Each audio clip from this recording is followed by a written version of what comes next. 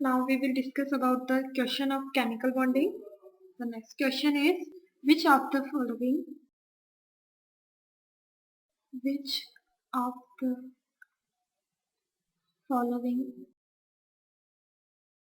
has highest dipole moment? एक compound दे रखा है हमें trans 2 butene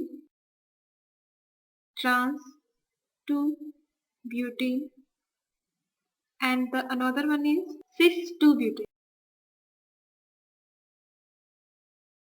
We have to find out that out of both which has highest dipole moment.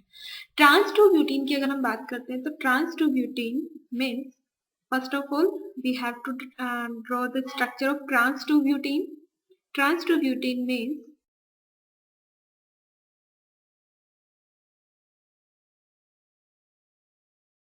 This is trans 2 butene. Trans 2 butene को समझने के लिए सबसे पहले सिंपल हमें ब्यूटीन की स्ट्रक्चर पता होनी चाहिए. We know that the butene in butene 4 carbon are present and if we talk about 2 butene then in second carbon double bond is present. तो अगर हम इसकी longest chain choose करते हैं तो इसकी जो longest chain होगी वो ये होगी.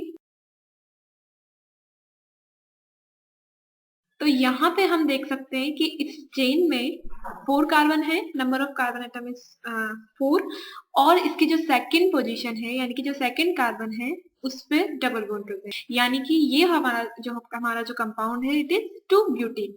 Now we have to find out कि हम ट्रांस और सिस किसे बोलते हैं. तो ट्रांस मीन्स जब ये जो कार्बन डबल बॉन्ड कार्बन के अराउंड जो ग्रुप प्रेजेंट है या जो एटम प्रेजेंट है, जैसे कि यहाँ पर अगर हम देखते हैं if we again draw the structure of butene like CH3 C double bond C H CH3 and H. तो अगर हम इस करते हैं तो यहाँ पर हम जो ग्रुप देख रहे हैं सेम ग्रुप मीन्स CH3 वाला ग्रुप CH3 और यहाँ पर भी हम देख रहे हैं CH3 ग्रुप. तो CH3 और CH3 सेम ग्रुप है. Same group carbon double bond carbon के अराउंड प्रेजेंट है बट ये प्रेजेंट है अपोजिट डायरेक्शन में. इट मीन्स जो सेम ग्रुप है अगर वो opposite direction then it will be known as trans. तो इसका जो नाम होगा वो होगा ट्रांस 2 ब्यूटीन. Trans 2 butene. अगर हम सिस 2 ब्यूटीन की बात करते हैं तो सिस 2 ब्यूटीन में क्या हो जाएगा, कार्बन डबल बॉन्ड कार्बन जो सेम ग्रुप है वो सेम साइड में आ जाएंगे, यानी कि CH3 ग्रुप जो है वो सेम साइड में आ जाएंगे और हाइड्रोजन भी सेम. तो अगर हम इसकी बात करते हैं तो इसका नाम होगा सिस 2. तो अगर हम ट्रांस 2 ब्यूटीन में देख रहे हैं हमें डाइपोल मोमेंट फाइंड आउट करना है कि सिस का और ट्रांस का दोनों में से किसका ज्यादा हो. तो अगर हम देखते हैं ट्रांस में तो देखो क्या हो रहा है कि C डबल बॉन्ड C ये वाला जो ग्रुप है C से अटैच्ड है CH3. तो इसका जो डाइपोल मोमेंट होगा वो इस डायरेक्शन में होगा. और अगर हम बात करते हैं CH3 इसका जो डाइपोल मोमेंट होगा वो इस डायरेक्शन में होगा. तो यानी कि ट्रांस की अगर हम बात करते हैं तो ट्रांस में जो दोनों सेम ग्रुप है वो अपोजिट डायरेक्शन में प्रेजेंट है. तो अपोजिट डायरेक्शन में प्रेजेंट होने की वजह से उनके जो डाइपोल मोमेंट है वो एक दूसरे से क्रॉस हो जाते हैं और इनका जो डाइपोल मोमेंट हमें फाइनली मिलता है वो मिलता है 0. बट अगर हम बात करते हैं सिस 2 ब्यूटीन की तो सिस 2 ब्यूटीन में क्या होता है कि इसमें CCH3 और यहाँ पर भी CCH3 यानी कि दोनों का सेम डायरेक्शन है, इसीलिए जो इसका डाइपोल मोमेंट होगा वो कैंसिल आउट नहीं होगा, इवन एड होगा. इट मीन्स इसका जो डाइपोल मोमेंट होगा which will be not equal to 0. तो अगर हमसे पूछा जाए कि सिस और ट्रांस ब्यूटीन दोनों में से किसका डाइपोल मोमेंट ज्यादा होगा तो डाइपोल मोमेंट ज्यादा होगा सिस का, क्योंकि ट्रांस में क्या होता है कि सेम ग्रुप अपोजिट साइड में प्रेजेंट होने की वजह से इनका जो डाइपोल मोमेंट होता है वो कैंसिल आउट हो जाता है. बट सिस में सेम साइड में होने की वजह से इनका जो डाइपोल मोमेंट होता है वो एड हो जाता है. तो इसका जो आंसर होगा वो होगा सिस 2 butene. Now another question is which of the following contains both ionic and covalent.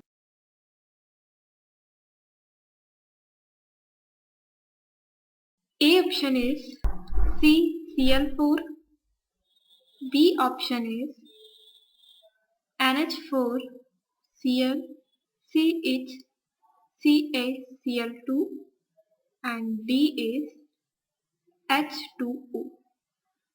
तो हमें इन चारों ऑप्शन में से ये फाइंड आउट करना है कि किस मॉलिक्यूल में आयनिक और कोवलेंट दोनों बॉन्ड प्रेजेंट है। तो अगर हम सिंपली बात करें CCl4 की, तो CCl4 में जो बॉन्ड प्रेजेंट होता है वो होता है covalent bond, it is not ionic bond. तो केवल इसमें कोवलेंट बॉन्ड प्रेजेंट है अगर हम A की बात करें।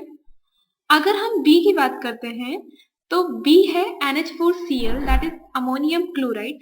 अमोनियम क्लोराइड में क्या होता है, ammonium chloride NH4 plus Cl minus, यानी कि NH4Cl जो बन रहा है उनमें अट्रैक्शन है पॉजिटिव और नेगेटिव चार्ज का, यानी कि यहाँ पर जो अट्रैक्शन होगा उस अट्रैक्शन की वजह से जो बॉन्ड फॉर्म होगा which will be known as ionic bond, ionic bond in between NH4 plus and Cl minus.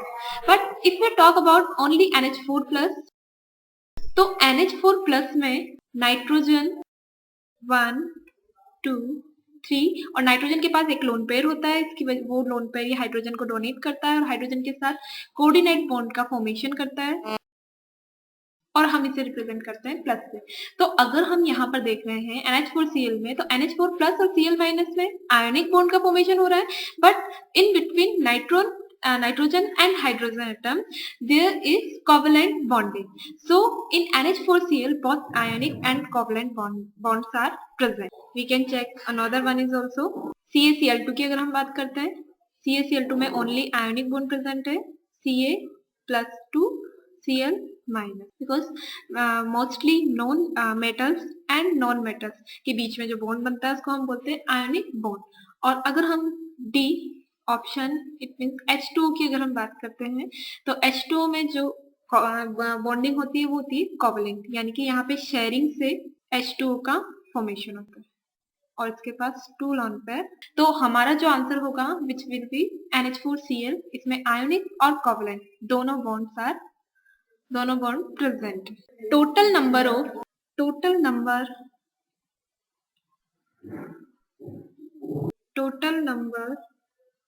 Of sigma bond present in P2O P4O10, the option is 15 16 17 and D option है। तो हमें P4O10 में कितने sigma bond है ये find out करना है। तो सबसे पहले हमें पता होना चाहिए P4O10 का स्ट्रक्चर होता क्या है। तो अगर P4O10 के स्ट्रक्चर की हम बात करते हैं तो P4O10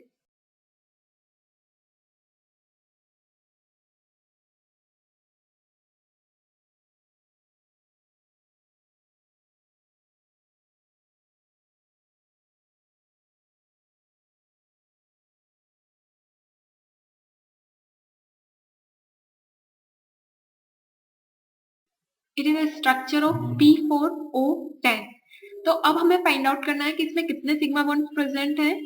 तो we can easily find out. अगर हम यहाँ से स्टार्ट करते हैं that means 1 2 3 4 5 6 7 8 9 10 11 12 P double bond O, it means यहाँ पर एक सिग्मा बॉन्ड और एक पाई बॉन्ड प्रेजेंट है।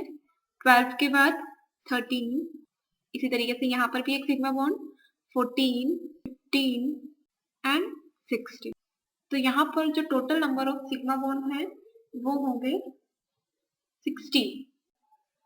The structure of P4O10 is oxygen P, oxygen,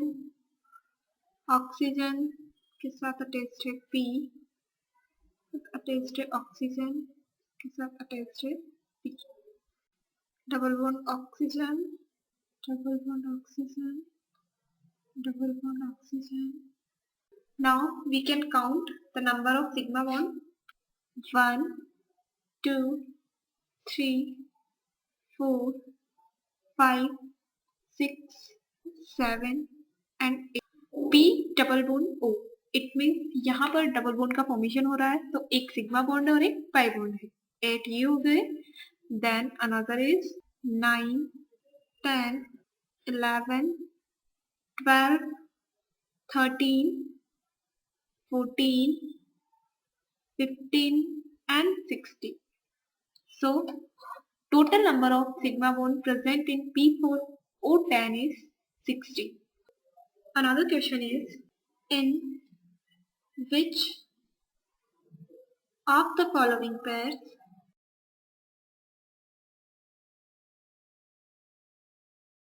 bond angle is 109 degree 28 minutes?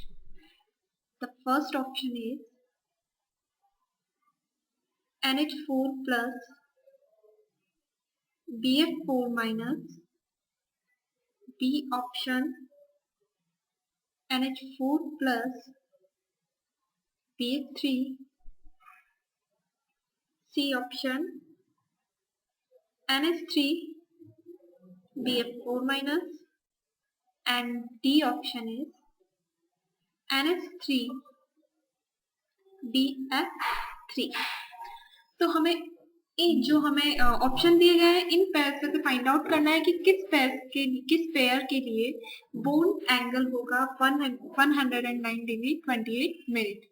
तो अगर हम सिंपल सबसे पहले बात करते हैं NH4 plus and BF4 minus की.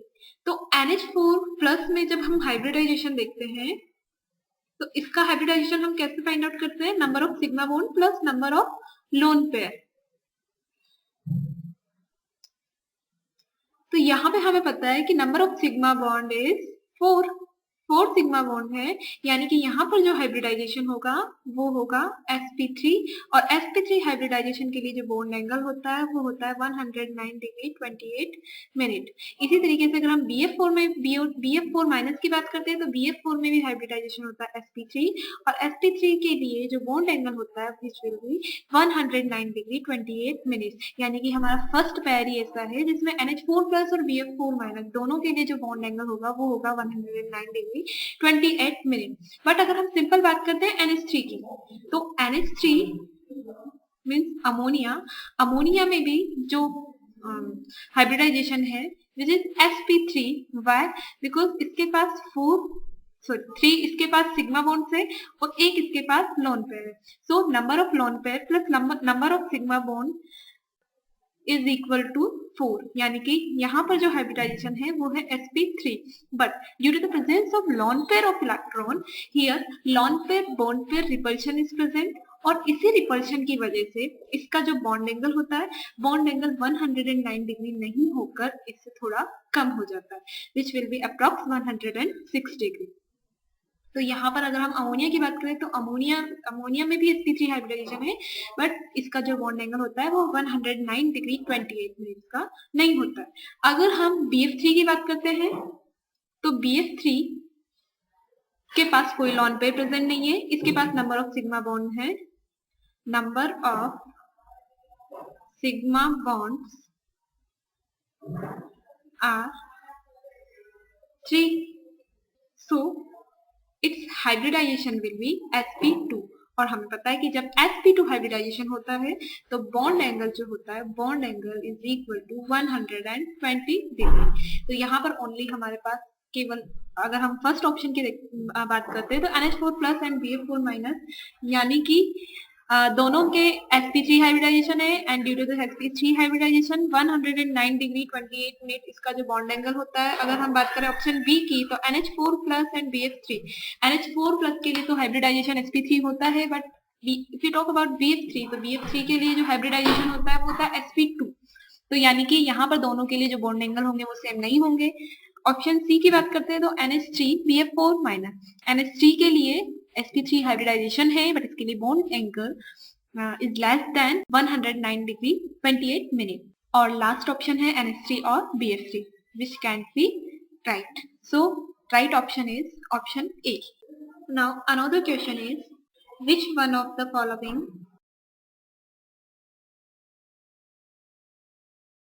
has highest dipole moment? Option A is NH3, B is PH3, C is SPS3 and D is AFH3। तो हाईएस्ट डाइपोल मोमेंट किसका होगा? अगर हम बात करते हैं nitrogen, phosphorus, antimony and arsenic, ये सभी एक ही ग्रुप से बिलोंग करते हैं। तो एक ही ग्रुप से बिलोंग करने के कारण जैसे जैसे हम एक ही ग्रुप में जब हम टॉप टू बॉटम जाते हैं तो इनकी साइज इंक्रीज होती जाती है, यानी कि इनकी इलेक्ट्रोनेगेटिविटी कम होती जाती है। तो due to the more electronegativity of nitrogen atom, it has the tendency to attract the electron pair. तो इसकी जो अट्रैक्शन पावर होती है वो फॉस्फोरस, आर्सेनिक और एंटीमनी के कंपैरिजन में ज्यादा होती है। इसीलिए जो डाइपोल मोमेंट होगा वो डाइपोल मोमेंट अगर हम चारों के कंपेयर करें तो चारों के कंपैरिजन में सबसे ज्यादा डाइपोल मोमेंट होगा NH3 का। Now another question is, number of pi bonds in naphthalene is A 6, B 3, C 4 and D। Pi bond find out करने के लिए हमें स्ट्रक्चर पता होना चाहिए नैप्थलीन का structure. The structure of naphthalene is, अब हमें इसमें total number of pi bond बताने हैं। ये है नैप्थलीन। नैप्थलीन में total number of pi bond कितने हैं? तो 1 2 3 4 एंड 5। तो राइट आंसर इज